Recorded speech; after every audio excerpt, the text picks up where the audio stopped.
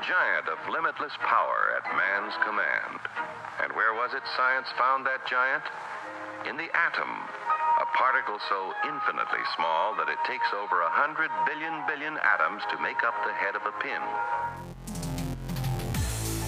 This is Out of the Basement, a podcast dedicated to radiation medicine.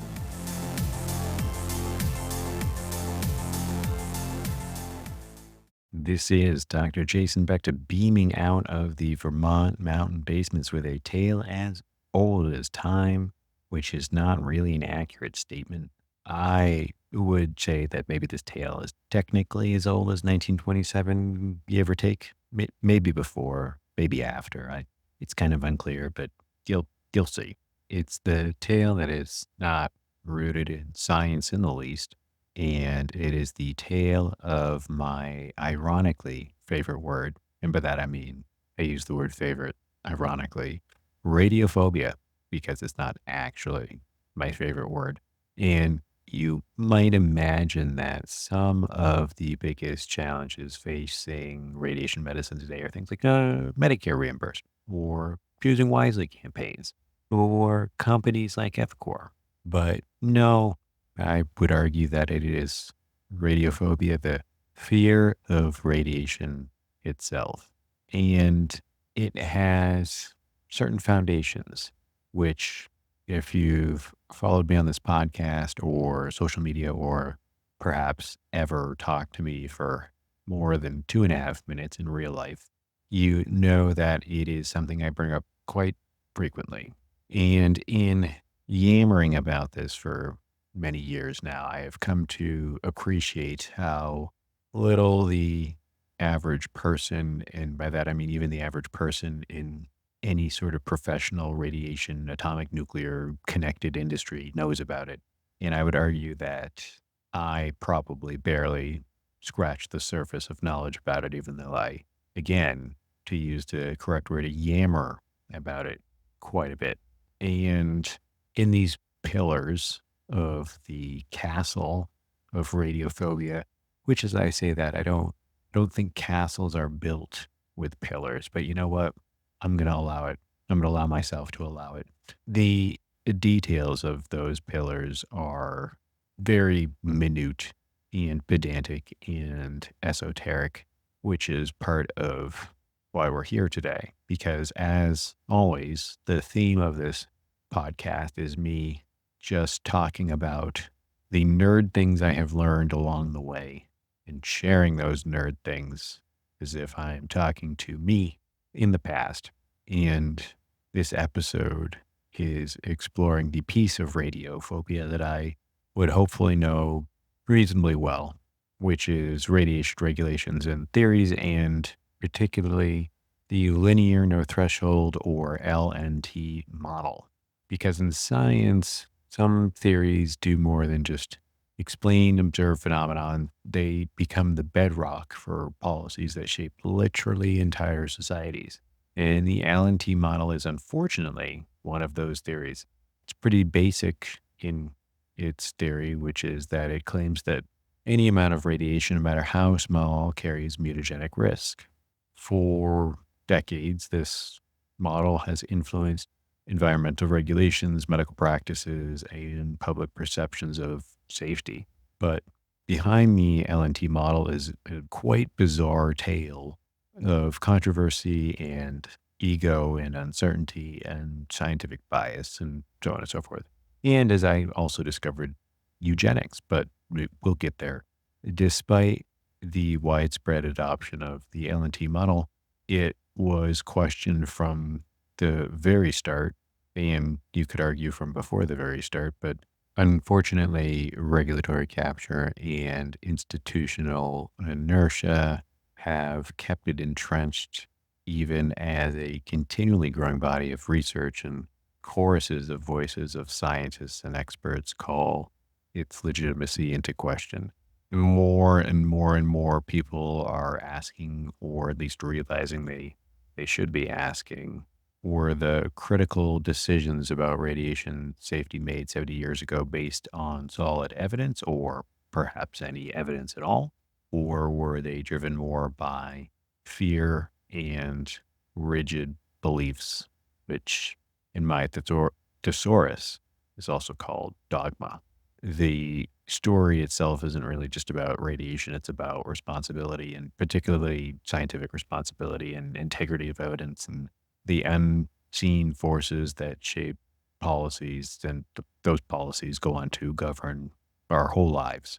As we go back in time, as best as I am able to, we can see how and why the LNT model rose to prominence and why it remains so influential today, because its impact reaches way beyond the ivory tower and arguing in poorly lit laboratories amongst graduate students, as it goes out to affect the rules that we live by in terms of considering our world safe or not.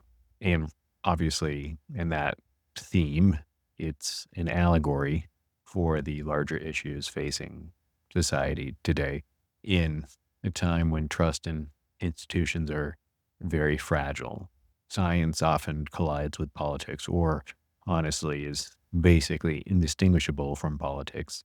The story of the LNT model really reflects the challenges we face in recalibrating once dominant ideas, once mainstream ideas. I don't even need to list the issues we in the scientific and medical communities are grappling with as I record this in 2024. I actually had some of those in an earlier draft of the script, but instead I'm just going to let you, person listening to this, think about the first thing that comes to your mind when I say controversial issue with public debate that is rooted in science and or medicine. And with whatever you're thinking about right now when I say that, you can see how difficult it is or can be to correct course once a belief has taken root. And really, when I say correct course, what even is correct? How do we decide what is a belief and what is evidence and what is fact and what is dogma and what is ego and what is truth and what is reality?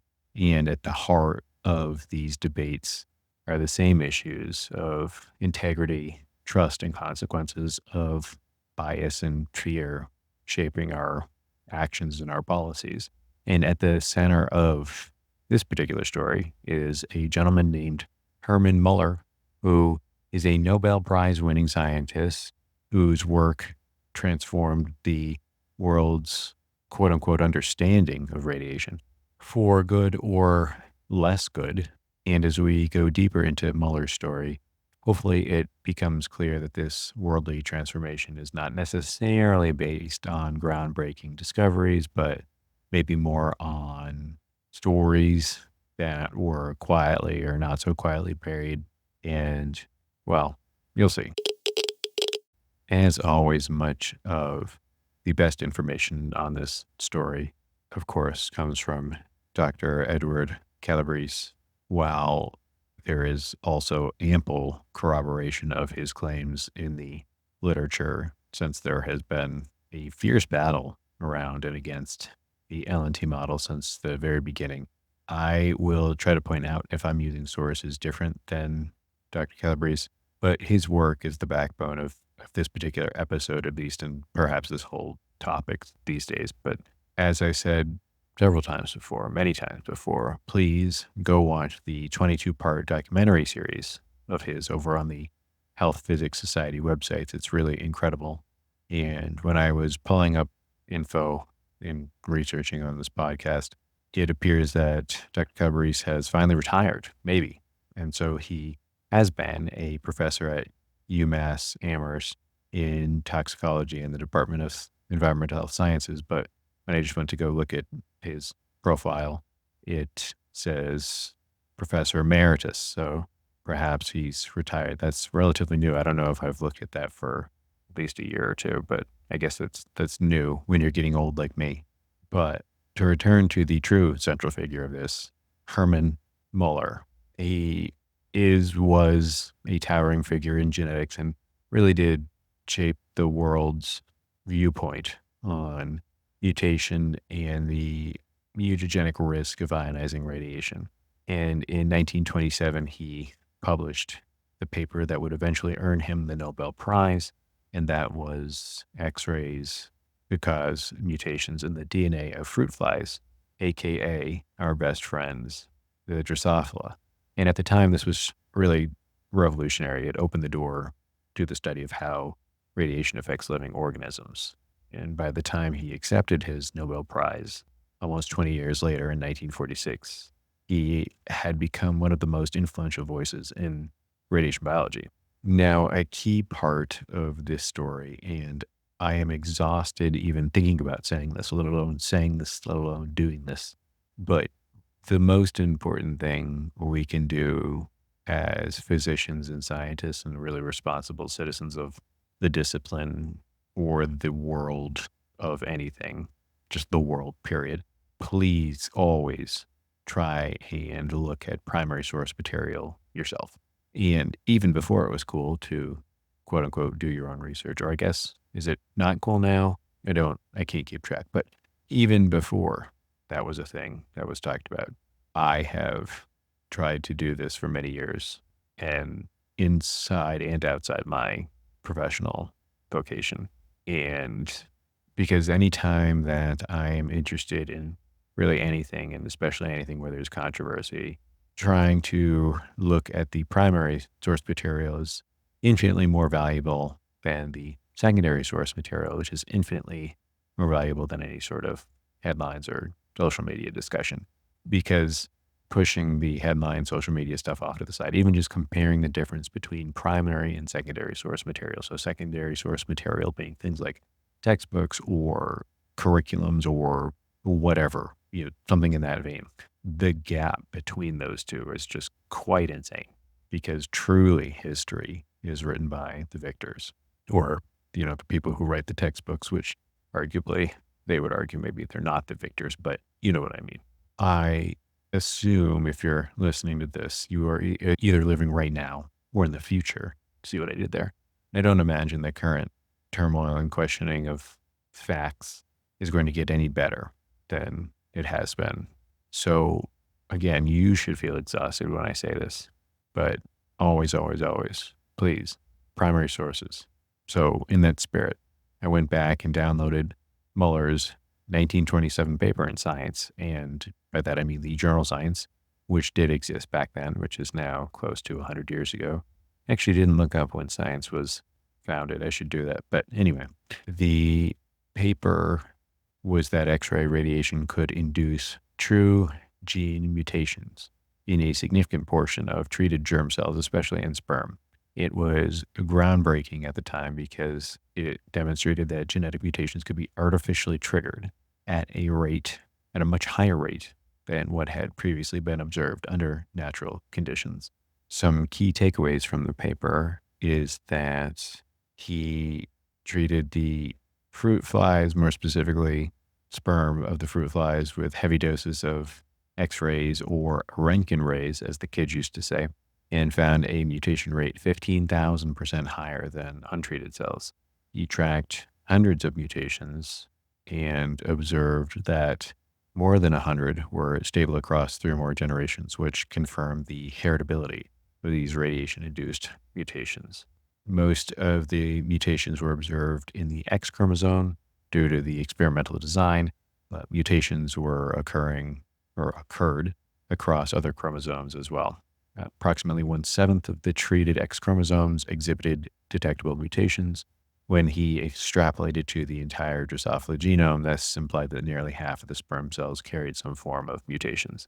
Not only did he observe a high rate of mutations, he categorized the types of mutations caused by radiation exposure, ranging from lethal mutations to subtle morphological changes. These findings were critical for understanding a wide array of genetic consequences tied to radiation exposure. And the key categories of mutations were lethal, which is the significant proportion, the predominant proportion of the mutations being lethal, particularly the recessively lethal mutations, which cause death when 2 copies were inherited. These were more frequent than any sort of visible morphological changes. He had also semi-lethal and invisible mutations, where some mutations reduced the viability of the Drosophila without causing death. and others that he called invisible affected fertility or viability without manifesting in physical abnormalities. Another category was dominant lethals, which affected embryonic development. These were inferred from the fertility effects as affected embryos never matured. And then there was the category of sterility-inducing mutations, where he also found that mutations cause sterility in heterozygous individuals, demonstrating that, again, ionizing radiation via X-ray could induce a broad spectrum of genetic damage. And he explored how X-rays cause these mutations mechanistically, proposing that radiation-induced structural changes in chromosomes. These changes included inversions, translocations, deficiencies, and fragmentations, all of which altered the order of genes on the chromosomes. Some observations, additionally, was that he noted changes in crossover frequency or genetic recombination, which often accompanied the lethal mutations. These changes suggested that X-ray exposure caused large-scale rearrangements of chromosome regions in addition to smaller point mutations. And as always, as we always do, anyone who has ever written a paper in biology and medicine emphasized the need to further study how radiation affects chromosomes, acknowledging that the exact mechanisms, whether direct energy absorption or indirect damage, those remained unclear. Now, I like to read a lot of these century-old papers for many reasons. The big one being that I am incredibly weird, but just like with movies or televisions or books, times were different back then. Science and scientific communication were different. But I found this 1927 paper very odd, and initially I chalked it up to an artifact of history, an artifact of the times it was published in, but probably not. It probably shouldn't be given the benefit of the doubt, but I'm going to put a pin in that statement for a minute here. So in 1946, Muller was awarded the Nobel Prize for this 1927 research. In his Nobel Prize lecture, Muller introduced an idea that would ripple through public health and policy and science for generations. He argued that radiation, no matter how small the dose, could damage DNA and increase the risk of deleterious effects such as cancer. His assertion that there was no safe level of radiation was the foundation of the LNT model. In this situation, we can, however, draw the practical lesson from the fact of the great majority of mutations being undesirable, that their further random production in ourselves should, so far as possible, be rigorously avoided. As we can infer with certainty from experiments on lower organisms that all high-energy radiation must produce such mutations in man, it becomes an obligation for radiologists, though one far too little observed as yet in most countries, to insist that the simple precautions are taken which are necessary for shielding the gonads whenever people are exposed to such radiation, either in industry or in medical practice. And with the coming increasing use of atomic energy, even for peacetime purposes, the problem will become very important of ensuring that the human germ plasm, the all-important material of which we are the temporary custodians, is effectively protected from this additional and potent source of permanent contamination. It was a simple, intuitive, and alarming concept. The idea that even the smallest exposure to radiation could be harmful resonated deeply with a world still grappling with the aftermath of Hiroshima and Nagasaki. The atomic bombs had been dropped on Japan in August of 1945, and Muller's Nobel ceremony took place just 16 months later in December of 1946, and that was a time when fear of radiation was arguably at its peak. Muller's warning felt not only plausible but urgent, and the notion that no threshold existed below which radiation was safe gained widespread traction. not just in the scientific community, but also with the general public. But Muller's theory, like hopefully all scientific theories, was not without its challengers and challenges. In fact, just 1 month before his Nobel lecture, Muller received data that directly contradicted the foundation of the LNT model. Ernst Kaspari, a researcher at the University of Rochester, had conducted experiments on fruit flies. Drosophila, again the same Drosophila that Muller had used to test the effects of low doses of radiation. Kaspari's results were surprising given the 20 years of Muller data. At low doses, Kaspari did not find radiation increasing the mutation rate. In fact, his data supported the threshold model, which proposed that below a certain level, radiation might be harmless. Muller faced a pivotal decision now. Kaspari's findings had the potential to undermine the very message that he was going to present to the world and arguably his own life's work, or the work that was getting him the Nobel Prize. Yet in the context of growing public fear and a post-war society increasingly wary of radiation, Muller made a choice. Rather than incorporate the uncertainty, he pressed forward with the planned Nobel lecture, firmly stating that no level of radiation was safe. A handful of people at the University of Rochester likely knew that Muller had just seen the results of Kaspari's study, which was the largest and best study to date on the chronic effects of radiation on fruit flies. That study had shown that at the quote-unquote low chronic radiation dose rate, as in about 100,000 times greater than background, no radiation-induced mutation effects were found. The study supported the threshold, but not the LNT model. However, he ignored these findings, only sharing with the Nobel Prize audience the conclusion of a highly flawed doctoral dissertation that he directed about 6 or 7 years before at the University of Edinburgh, Scotland. A deep look into that dissertation reveals it to have numerous problems and probably never should have been approved. Even though he was the student's advisor, he was never present when the research was undertaken.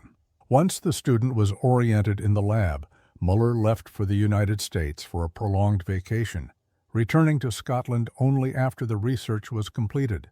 At best, he was an absentee advisor, forcing the student to figure things out on his own. Letters between the two reflect serious scientific problems and pressures on the student during the study, and many poor decisions. The Nobel Prize audience heard that the student's findings supported his radiation-induced gene mutation hypothesis and the LNT model down to a single ionization.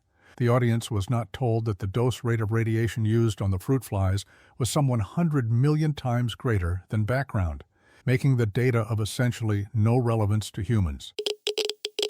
That narrative excerpt from my artificial friend reading that is from one of Dr. Calabrese's more recent papers on this topic.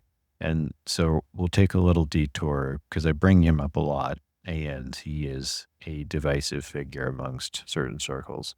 And so I think it's important to turn to his origin story. And by his, I mean Edward Calabrese, and why he would begin a late career switch into basically scientific investigative journalism. You know, normal people will do it early career and do it on a podcast form, like me, just be a weirdo scientific investigative journalist. But I guess he could do it this way too, I guess. And I always think this is an important thing to consider, that we overlook or discourage and pretend doesn't happen, but everything every single one of us does all of the time has some form of motivation. And for me, you know, at least in this topic, I would like people to have more of an open mind about radiation and radiation therapy and nuclear power and all those things, because I think it is villainized inappropriately. It is certainly a incredibly sharp double-edged sword. Don't get me wrong in any sense. It is not something to take lightly, but when we not take this lightly, when we take it seriously, we need to be doing so from a standpoint of good faith and actual scientific method, which we are currently not doing. So this is an excerpt from something that Calabrese wrote and published in 2017. I believe it was to some student forum or something. I'll try to link all these in the description, but I think it is very telling as to how we get into this. And this is not word for word. I was trying to stop having another 2.5-hour podcast. So this is paraphrased of that writing. It began quietly with a review paper I wrote on the history of the linear dose response and its acceptance by regulatory agencies. I sent the draft to some trusted colleagues for feedback, and one critic suggested I hadn't sufficiently explored Hermann J. Muller's role. While not an expert on Muller, he had a hunch I was missing something important. Taking his advice seriously, I put my paper on hold and dove into Muller's life and work. I gathered numerous articles, biographies, and even watched his Nobel lecture from 1946. I discovered his involvement with the Manhattan Project and his work with Kurt Stern and Ernst Caspari, which shaped the dose-response field. My critic was right. Muller played a key role in promoting the LNT model, a shift that profoundly impacted risk assessment.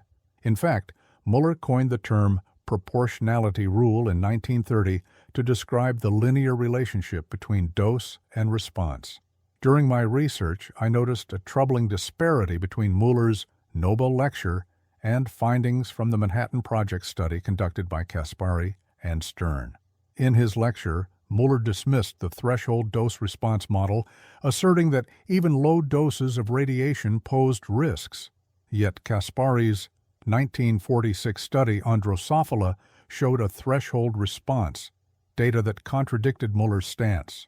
I wondered if Muller had seen Caspari's findings before his Nobel speech.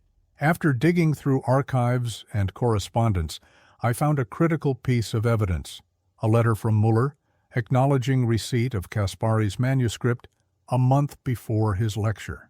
In the letter, Muller recognized the study's implications and recommended replicating the research. Despite this, he publicly dismissed the possibility of a threshold response in his Nobel lecture. This discovery troubled me. If I were in Muller's position, knowing what Caspari had found, how could I claim that a threshold was impossible? Muller had behaved like a scientist in private, but was deceitful in public. His ideological stance on the LNT model, driven by ambition, overshadowed the scientific integrity that should have guided him. His actions reflected dishonesty, manipulation, and arrogance during the most significant moment of his career. I hoped Muller might later provide a justification for rejecting Caspari's findings, but a subsequent letter reaffirmed his earlier views. I concluded that Muller had deliberately misled his audience to achieve his goal of establishing LNT as the default model for cancer risk assessment, using his Nobel platform to further an agenda, an action no scientist should condone. In 2012, I published this Muller Nobel lecture story in the toxicological literature. It quickly generated a series of criticisms, mostly ad hominem attacks on my character and research achievements. These were in part related to the fact that Muller could not defend himself, along with other earlier defenders of the LNT model. These critics may not have been aware that Muller had himself criticized the work of a deceased scientist, Louis J. Stadler, who had challenged Muller's gene mutation interpretations from 1931 until his death in 1954, and likewise could not respond to Muller's criticisms in 1956. Yes. So in case anyone was wondering, the tactic of ad hominem attacks when somebody is positing a theory or data that you don't like, instead of actually arguing the data or theory itself, has been around since probably forever, certainly 100 years. And I'm just going to say it into the void because I can, even though I know it won't do anything. Please stop doing that. Please, if you want to call yourself a scientist or physician or anyone who cares about intellectual rigor and honesty, debate the ideas and not the people. But I digress. And Calabrese wrote a follow-up paper. Well, to be clear, he's written innumerable papers on this. Actually, I haven't sat down and counted them, but as the years have gone on and he has uncovered more evidence or collaborated with more people or done additional analyses, he has updated his findings and theories. And you can see this from the changes or the improvements in the papers as they have gone on.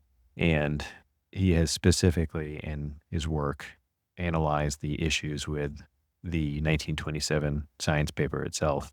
And I had read the more recent stuff of his work after I had read the Muller 1927 paper and realized that I wasn't crazy. Sometimes, don't you love that, where you worry you might be the only one who thinks or notices something, and then you happen upon something else that shows you're not crazy? Well, at least I'm not crazy about this, but it's like reverse gaslighting. This is like one of those things. So the crux of the analysis here is around Muller's interactions with his close friend, a man named Edgar Altenberg, who had privately critiqued Muller's interpretations of this radiation mutations work. Altenberg suggested that Muller's results might reflect chromosomal damage, not gene mutations, which calls into question the very validity of Muller's conclusions. So, in terms of additional or summarizing several of the issues with this 1927 paper of Muller, number one and the big one was avoidance of peer review, where in this science paper claiming the discovery of X-ray induced gene mutations lacked experimental data. And I'm not joking.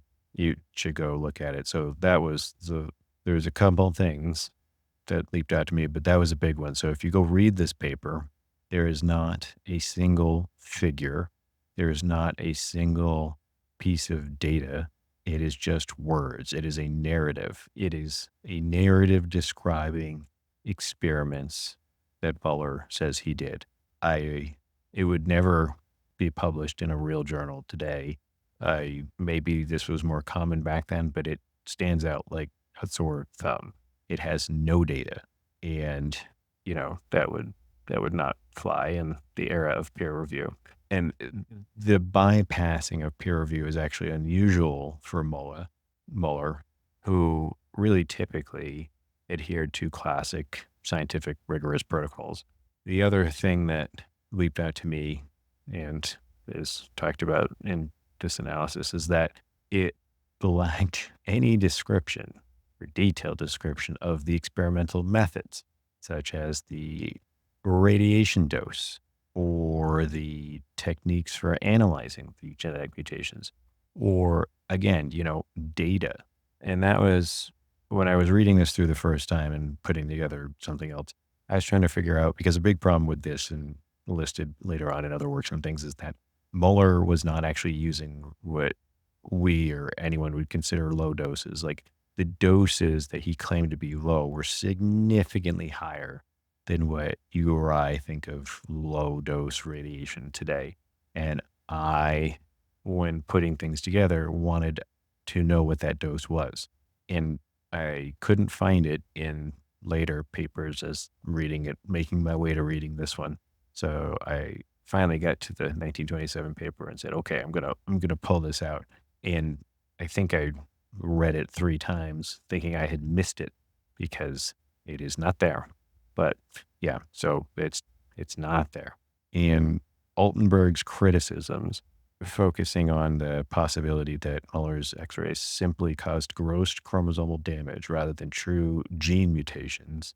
Muller really never addressed that publicly or really adequately tested at the time.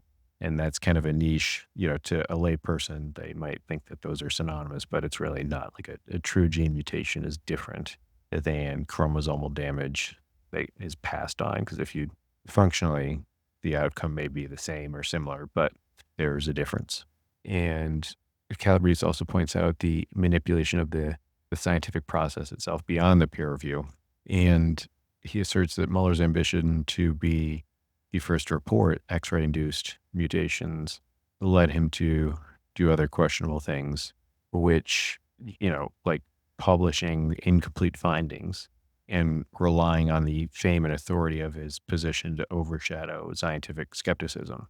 And this sounds awfully familiar today. It's good to see that humans never change, I guess. But so this paper was published, and Muller presented his findings subsequently at the Fifth International Genetics Congress. And it sounds like the thinking might have been he publishes this paper in Science, and actually there's other work that kind of explains how that happened, or at least suggests, because we can never know for certain, right? But that by putting that out there, if someone in the scientific community is like, this is crazy, like, what is this? And contacted Muller or the journal and said, what are you guys doing? There's no data here. The response would be, oh, just, wait in a few months and the data will be at this conference. That would, again, hopefully not fly now, but it would buy Muller more time to shore up loose ends or whatnot. But also, it was a flag in the ground. I guess this was, as I'm saying this, maybe this was the original version of a preprint where he wanted to say, hey, I did this first, look at this. So this is the 1920s version of a preprint. And obviously the editor of Science at the time, a man named James McKean Cattell, is implicated in this. And we'll get to that in a second here, because a very recent paper, I think, that had come out just within the last 6 months of me recording this, it explores that a little bit more. And additional / later sort of further issues with the argument specifically around chromosomal damage versus true gene mutations in response to the criticisms of his friend Zoltenberg. Muller later proposed the concept of something called a reverse mutation to salvage the initial findings. However, that was more fitting the theory to make the data work rather than vice versa. And reverse mutations themselves are pretty infrequent and not clearly indicative of point mutations. There's another geneticist named Sadler and Barbara McClintock as well. Their work further undermined Muller's claims here by showing that X-rays likely caused large-scale chromosomal deletions, not point mutations, which would account for the phenotypic changes observed in both plants and Drosophila. And really, in this quote-unquote groundbreaking report in Science in July of 1927, that he claimed to have induced hundreds of gene mutations by X-rays was based upon the production of allomorphic, meaning visual, transgenerational phenotypic changes, as well as lethality.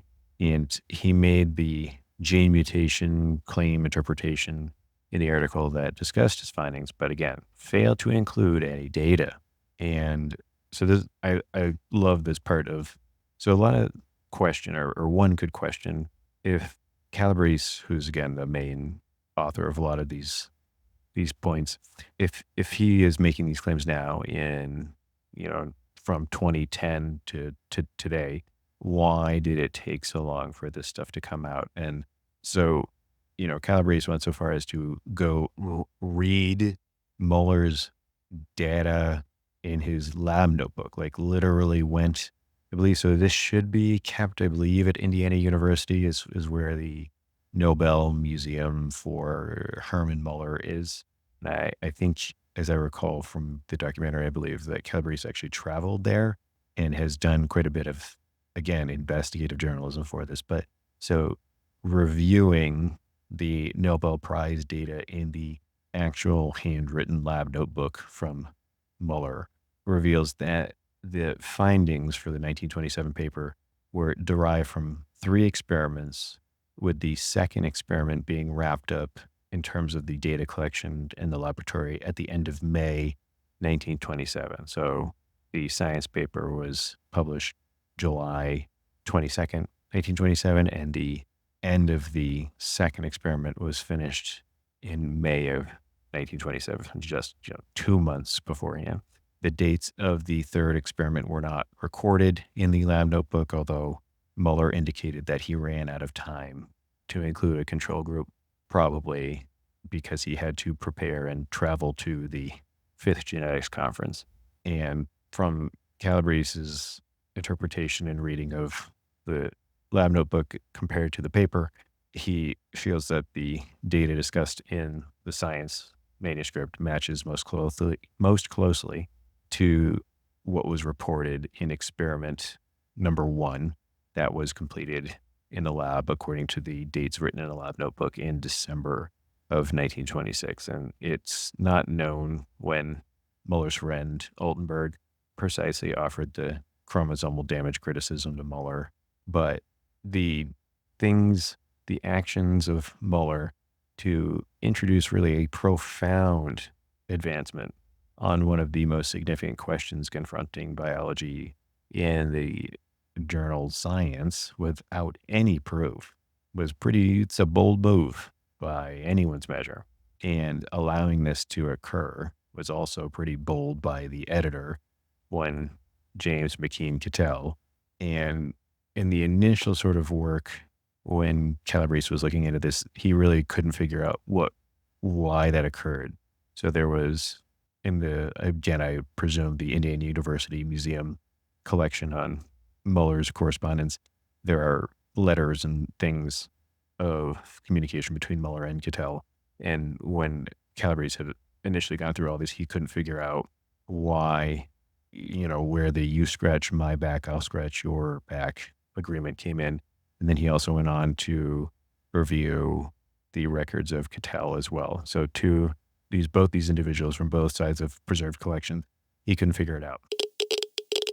So in a very recent updated publication with some co-authors, they probably have figured this out. I actually agree with this theory.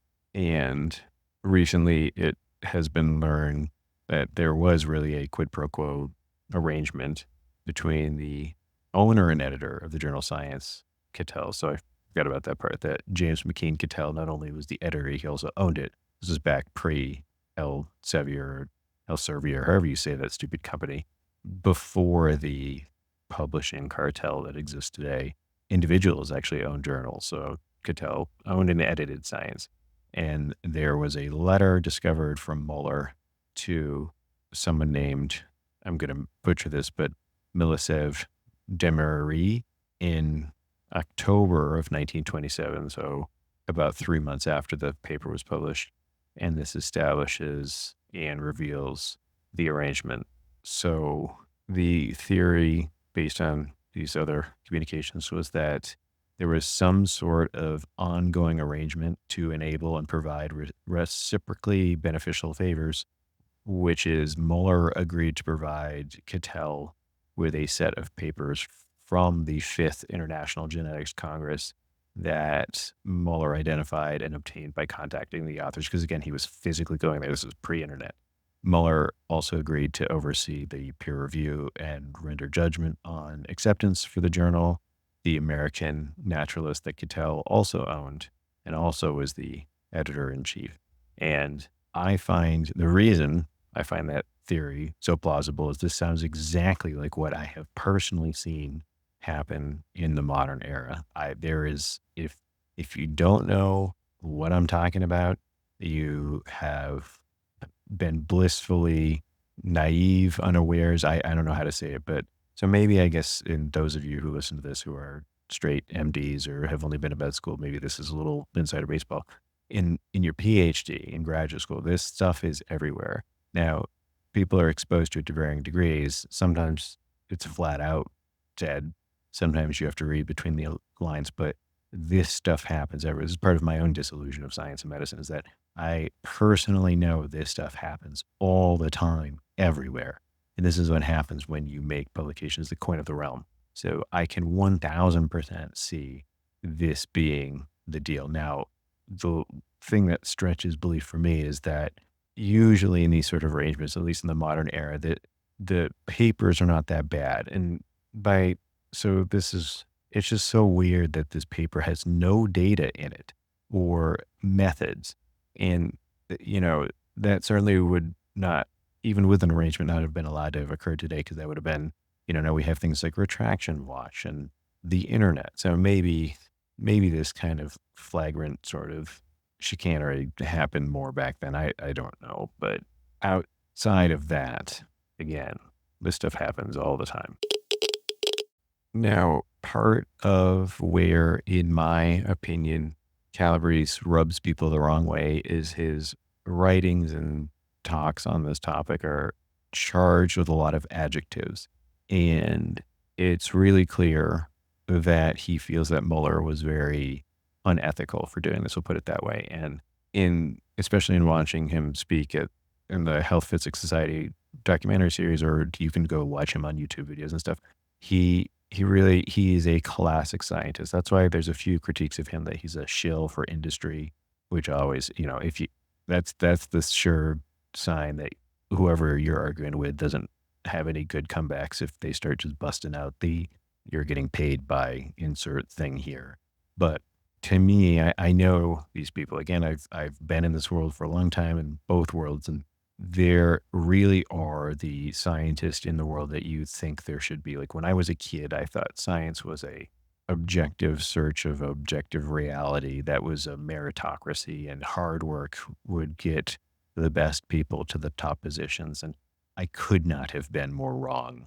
That is not how any of this goes, and you all know it too. But there are people in this really twisted, spiraling world in science and medicine that are actually the scientists that we thought existed when we were kids.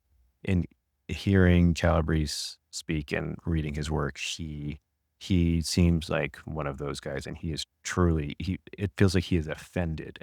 I guess that we all should be technically, and I think that rubs folks the wrong way. So I could see a more favorable interpretation of Mueller's decision to ignore Kaspari's findings as not being a unethical, well, that's a separate category, is not something that was done out of malice.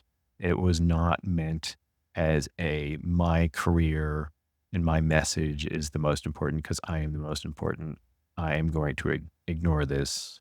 This is my moment. This is my time. I don't necessarily think that that's the case.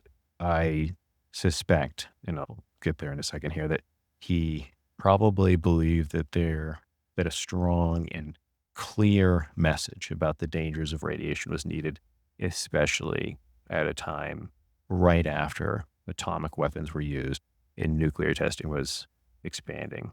Obviously, by promoting the Allen-T model while sidelining conflicting evidence, Muller set the stage for decades of policy and regulation based on a theory that, even at inception, could be charitably called incomplete.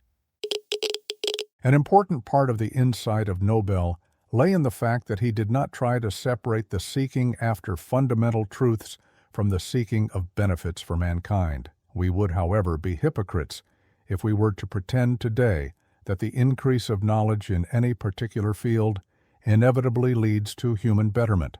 And scientists can no longer stand aloof from the question of whether their work will be used to wreck or to recreate civilization, even though they can scarcely have the deciding voice. So that is an excerpt from Muller's Nobel banquet speech. So there's two components to the Nobel ceremony from the laureate. There is the lecture, which is a long form type of treaty almost, and then there is the banquet, which is much shorter and seems to be more for a general audience. And in this banquet speech, which I believe you give in front of the King of Sweden and others, he, meaning Muller, really, he flat out says what I think can explain what happened here. And that was scientists can no longer stand aloof from the question of whether their work will be used to wreck or to recreate civilization, even though they can scarcely have the deciding voice. He basically tells us what he's doing right there. After all, no one was or is disputing that ionizing radiation can produce harmful injury to DNA. To me, this is a version of if you had a time machine, would you go back and kill Hitler sort of thought experiment. If I had just watched atomic bombs being used on Japan to end the Second World War, I was given a platform where I could stretch my interpretation of science because I believed it could prevent the proliferation and use of nuclear weapons, would I do it? I mean, I really feel like I would do the same, but well, obviously not really because I have the benefit of knowing how this plays out. Muller's creativity with the truth had no effect on the threat of nuclear winter. It did, however, significantly and profoundly affect the peaceful use of the atom, specifically in both medicine and energy, but I digress. He couldn't have known that at the time.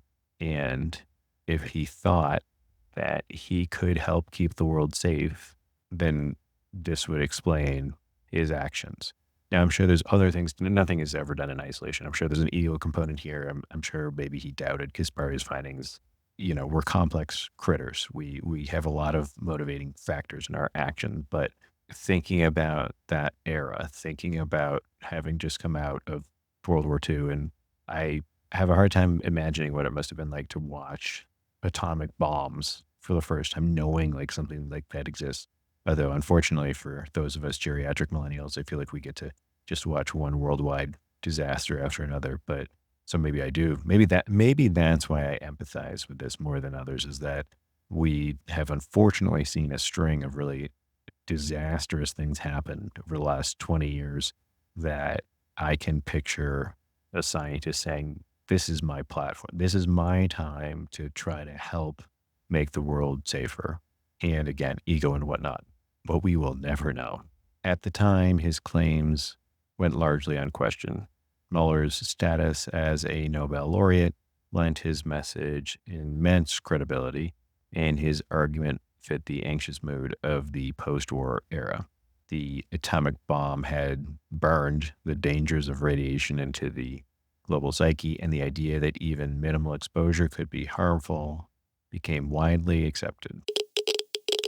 Again, in an effort to not have this podcast be another 2.5 hour episode, I won't get into the whole backstory, but if you go onto the Muller Nobel Laureate Museum, at least the digital part of it on Indiana University, and there's other places that you can read about this, you can read about his earlier life, basically. So where this story usually picks up is this 1946 Nobel Prize in terms of telling the Muller story. It's usually LNT came about because Muller published the paper in 1927. He was awarded the Nobel Prize in 1946. And then in the National Academy panels and whatnot, and President Eisenhower and so forth, and the Atoms for Peace in 1956, yada, yada, yada, yada, yada. So that's kind of how the story always goes. But where this is usually missed or overlooked is everything that led up to from Muller getting into science to 1946. And in that story, there is a lot of interesting quirks and twists and turns that perhaps I'll explore in a different episode. But he was kind of a troubled, dramatic guy, and including a suicide attempt when he was having a rough time as faculty at Texas, and he took a bottle of sleeping pills and wandered out into the woods and was found the following day. And if the only reason he was alive to accept the Nobel Prize was that he just didn't take enough of them, where it was not a attempt in terms of he didn't really mean it. He really meant it. Unless he knew that he was taking just enough, but it doesn't feel that way. I think he took the whole bottle and wandered out into the woods and didn't tell anyone. He meant it. So he is not a guy who has small emotions, which again is why I could see him in that moment in that era of thinking that by stretching the truth about how much radiation was needed, maybe he could save the world. That seems plausible to me. And there's a whole bunch of other things in the story that for another day. The other part of this is his beliefs around eugenics. And specifically, you can find some of this in the letter he wrote to Joseph Stalin when he was living and working in the USSR, promoting the ideas of eugenics, which is quite a loaded sentence of things to say. But again, people can go out and read these things in the meantime before I do any sort of further episodes on that. But to remind folks and to remind myself, eugenics was once a rather popular, it seems like, idea in the scientific community. And it's hard to read some of these things now or think about some of these things now, just like how in 50 years we will be barbarians. I just want to, if you guys haven't figured that out, some of the things that people think are good to do now will be viewed as barbarism horrors by the people from the future. Okay. It's inevitable. It's just how it goes. And so eugenics was a thing that science promoted. And I have a paper from 1970 titled Biology and Culture, Science and Society in the Eugenic Thought of H.J. Muller. It's written by a guy named Garland E. Allen, and it was published in Bioscience in March of 1970. So I have taken excerpts of that and will just insert it here for us to listen to consider the man that was Hermann Muller. However, radiation protection was, to Muller, only one part of the general eugenics program, which he now aggressively promoted. As we have seen, he nurtured his eugenic ideas from his student days onward. By the 1950s, he was able to put these ideas forth in a systematic and forceful way, using the full power of his technical knowledge and personal prestige. The period after World War II represents the final stage in the development of Muller's eugenic ideas. Muller began his systematic thinking with the premise that modern medicine and society encourage unequal rates of survival in favor of those persons laden with mutated genes. By this he meant simply that medicine, by finding ways to keep individuals who carry deleterious genes alive, encourages the survival of those who are a burden to society and who more than likely will pass on their defects to future generations. To counteract this, Muller felt now, as before, that two complementary solutions existed: elimination of the unfavorable genes, while at the same time increasing the number of favorable genes in the population. Elimination of unfavorable genes could be brought about by preventing children from surviving who had obvious and observable genetic defects, and by control of reproduction in the genetically unfit through sterilization or contraception. Both of these methods raised some serious problems, which Muller noted. Infanticide, even by knowledgeable medical personnel, is difficult for most members of society, any society, to accept morally. Sterilization is equally as difficult to accept, while contraception works only if all or most of the population practices it with regularity. Muller went on to point out that all of these measures were primarily negative. They worked at eliminating unfavorable genes, but did not provide means of significantly increasing the number of favorable genes. Far more important was the other alternative, which he had previously hinted at, but now emphasized strongly.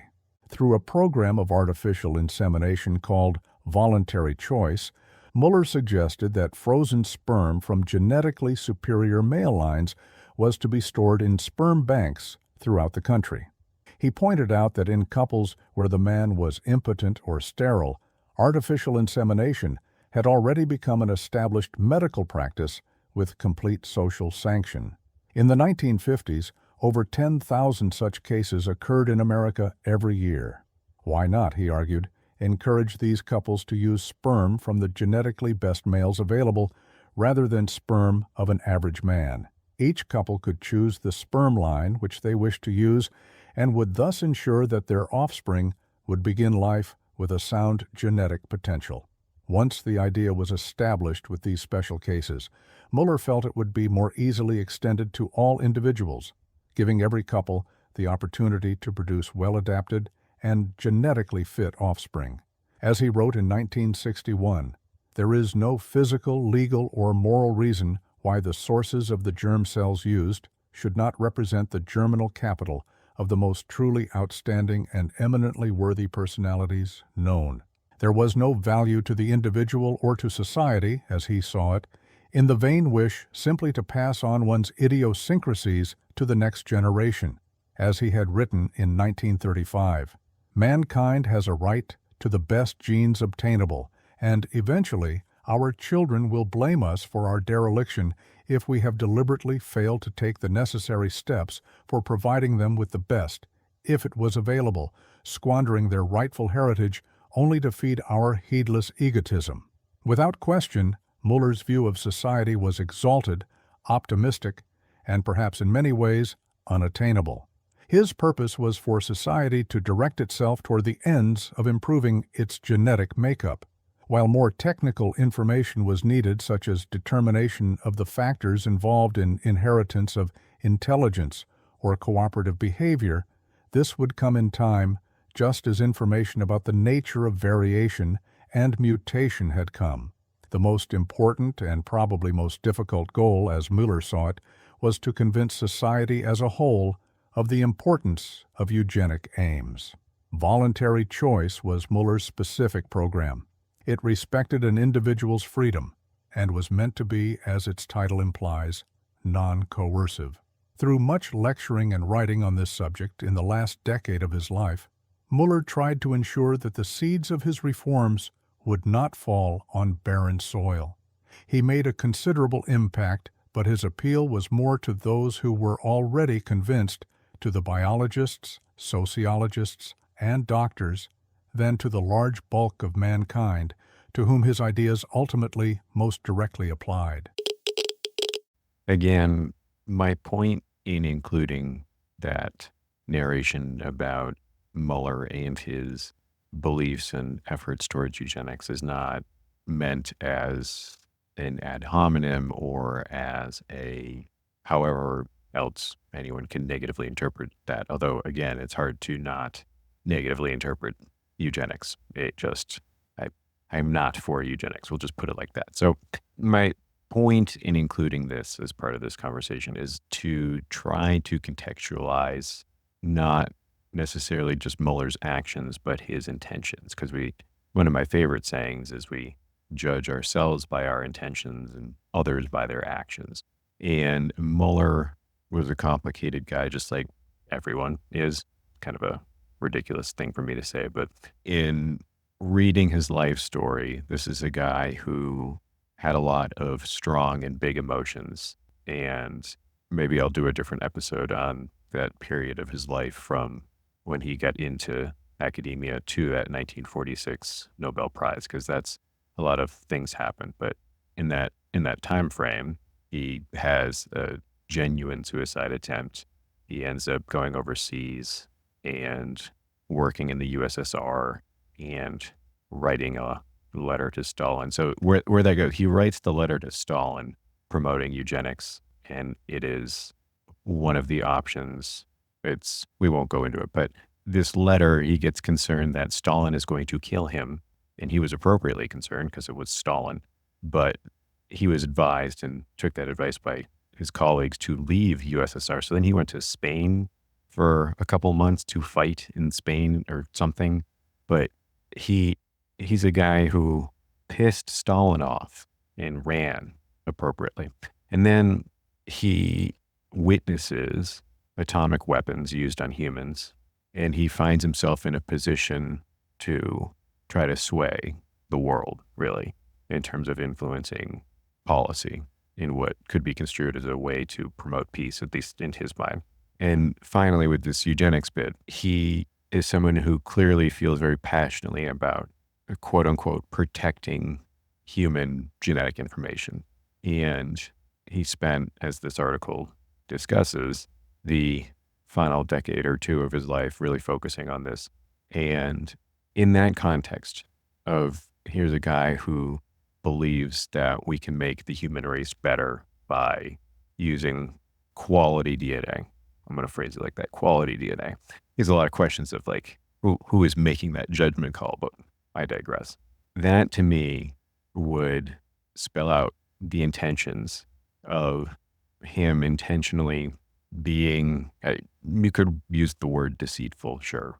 At the end of the day, again, no one is questioning that ionizing radiation has the ability to induce genetic damage. That's kind of the whole crux of like my day job. So the bigger scientific point was not fraud and stretching the truth on safety, because safety is really, and that's what any sort of safe exposure thresholds of anything, you could make the argument about speed limits of why in America do we have a lot of 55 or 65 mile an hour roads, is why can't it be 70 or 75, which there's certain areas of the country that has that. But these are gray zones. Almost nothing is in black and white. So when you're making these safety determinations, by definition, there's got to be a choice. And so his choice was to advocate for the position of no dose of radiation is safe. And that is a bigger problem in general, because what do we really care about this? What's at stake if this LNT model is incorrect? The cost of this decision, and he might have been the justification used by subsequent entities for policy, but he's certainly not alone by a very long shot. The costs of this have been staggering, and we can get outside of our radiation medicine bubble and just look at nuclear energy. So because of LNT, the regulations around radiation emissions from nuclear power plants are extremely strict. And obviously, safety should always be a priority. But the LNT model has pushed compliance costs so high that many nuclear plants have shut down, and it's stifled the development of nuclear power, which, if you care about the environment, it is really a key source of clean, low carbon energy that could help combat climate change. It's overregulation based on this outdated and erroneous model has really prevented, not just slowed, but prevented investment in modern nuclear technology. And perhaps we will see more of a stronger look at this now that we have Microsoft and NVIDIA and everyone deciding, oh, we should probably boot nuclear energy back up if we want to do this whole AI thing. But more personal to me, and most of the people who listen to this, there's the issue of medical treatments and radiotherapy. And there are people who I've either had to talk into after significant bonus consults, or people who have avoided altogether radiation therapies out of fear because they've been told, or at least they have been led to believe, that all radiation at all levels is dangerous. And some of the treatments, obviously I really like things like low dose radiation for arthritis, but the bulk of my job is trying to cure cancer. And if you're avoiding a life-saving treatment out of fear, then the harm is incalculable, obviously. And fortunately for us, we have stronger and stronger data and stronger acceptance about the safety of LDRT in particular, but also around the dreaded hormesis, which I've realized a lot of people don't even know what that is. Hormesis, for those of us who were in radiation biology or are in radiation biology, it is a stigmatized term. I remember in starting my PhD, when I first learned about it, it was talked about with the same level of derision as Bigfoot. So, but the data exists. It's something that we can't really ignore. And by holding on to LNT, we are not only stifling people's acceptance of known beneficial medical treatments, but the development or perfection of additional ones. And economically, the costs are just insane. Billions of dollars have been spent on environmental cleanups to reduce radiation exposures to near zero levels. Again, even though there's little actual evidence to back that up. And entire industries are burdened by these regulations based on worst case scenarios. And maybe in a different episode, we'll talk about the market cap on the industry that is built up around this.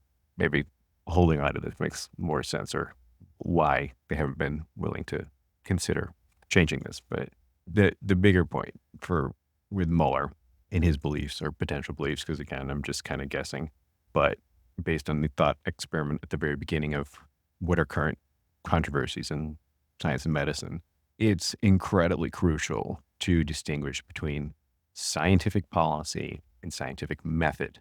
And scientific policy is meant to protect the public based on the best available evidence. But when outdated or incomplete evidence is enshrined in policy, it becomes incredibly resistant to change, almost like it was designed that way. And things like the LNT model have persisted not because they remain scientifically valid, but because institutions have been reluctant to revisit their assumptions. Scientific method, on the other hand, is the process of constant questioning, testing, and revising. It demands that we change our models and theories as new evidence emerges. But when science becomes intertwined with politics and policy, it calcifies into something else entirely, something like dogma.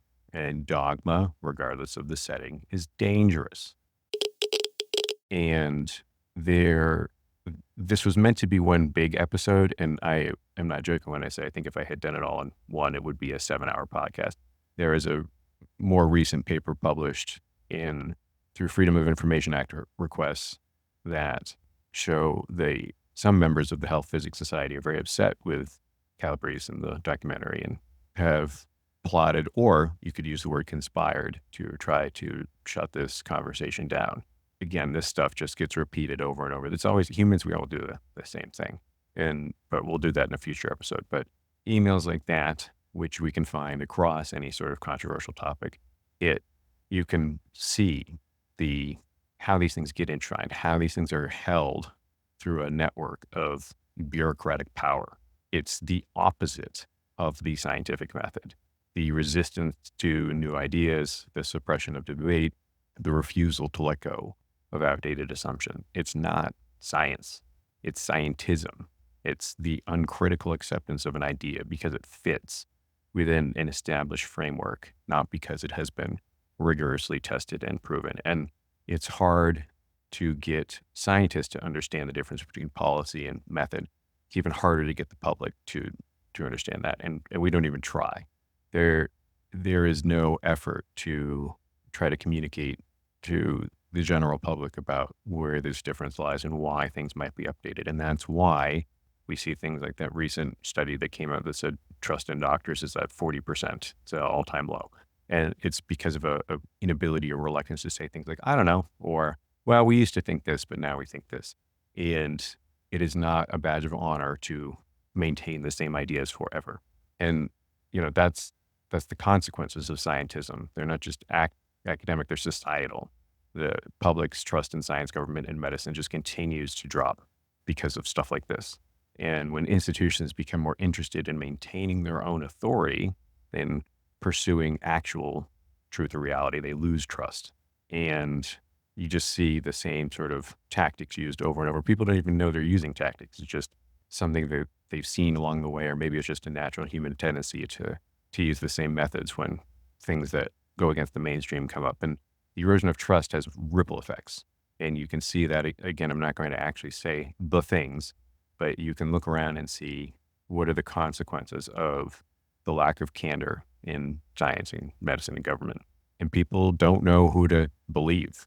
And that's a very dangerous place for a collection of people known as civilization to be. So what can we do about it? And the first step really is just transparency. It's candor. If you just kind of explain to everyone how decisions are made, who is making them, and what evidence is it based on, that goes quite a long way. And there's a phrase that was said by a podcast, a certain third-party vice presidential candidate about 6 months ago. But the one way, or a big way, to move in this direction is to not try to silence people who are questioning long-held beliefs. They should be encouraged, or dissident scientists, which is what I actually thought. That's how it's portrayed when you're a kid. When you watch cartoons, that's what I thought this was. But again, wow, was I wrong. And it falls on institutions to foster an environment where dissenting views are debated openly and reasonably based on the content of the ideas, not content of character. And we need to really recommit to the actual scientific method. Policies based on outdated or incomplete evidence must actually be reevaluated and not just clung to. And regulators and policymakers need to work with the people who are actually doing the research rather than relying on old models that are not investigated or reinvestigated. But these are all big ideas that you've probably heard before that you can't really do much about. But on the individual level, like why I'm making this podcast or how I talk to my colleagues or patients or friends or family, each of us in science and medicine can do something, which is speaking up when we see bad science used to justify bad policies. And while it's hard because we're all W-2 employees now trying to hold our institutions accountable, but most importantly, just talking to people, explaining about the complexities of scientific debates in a way that are actually honest, transparent, and accessible. And especially in radiation, the jargon is insane. Stop with the jargon. You don't need the jargon. Just if you can't explain it simply, I question if you even understand it yourself. That's what we can all do, is just admit that things are not black and white and that we're not sure. And people are, if you're not used to doing that, I can promise you people are incredibly open to that, and it will make them trust you more. I promise you. And for at least in regards to radiation, the LNT model was never meant to be the final word on radiation risk. Yet it has persisted now for 60-something years because of inertia and suppression of alternative views. And it's really a great warning or example of what happens when the institutions of science and academics and government refuse to change. And science isn't meant to be static. That's, if we go watch a cartoon that's meant for our kids, it's meant to be investigational and exciting and about discovery. Well, maybe not exciting. Let me walk that back. It's about discovery and debate and pursuit of truth. And that's the really only way we can make any inroads to restoring trust in us and transparency, openness, intellectual honesty, saying, I don't know, I can look that up. I don't know. And that's really how we can make individual steps in towards improving where things are. And the future of science really depends on our willingness to let go of dogma and actually debate things. But we'll have to see if we can really pull that off. And so I'll close this chapter here because I don't want a 6-hour podcast. Well, I do, but I don't think you guys do. And it's about 5 more chapters to this that I'll see if I can put together. But in the meantime, really read these things for yourselves. Go take a look at them. Don't take my word for it. And be safe. And based on when I'm recording this, be warm.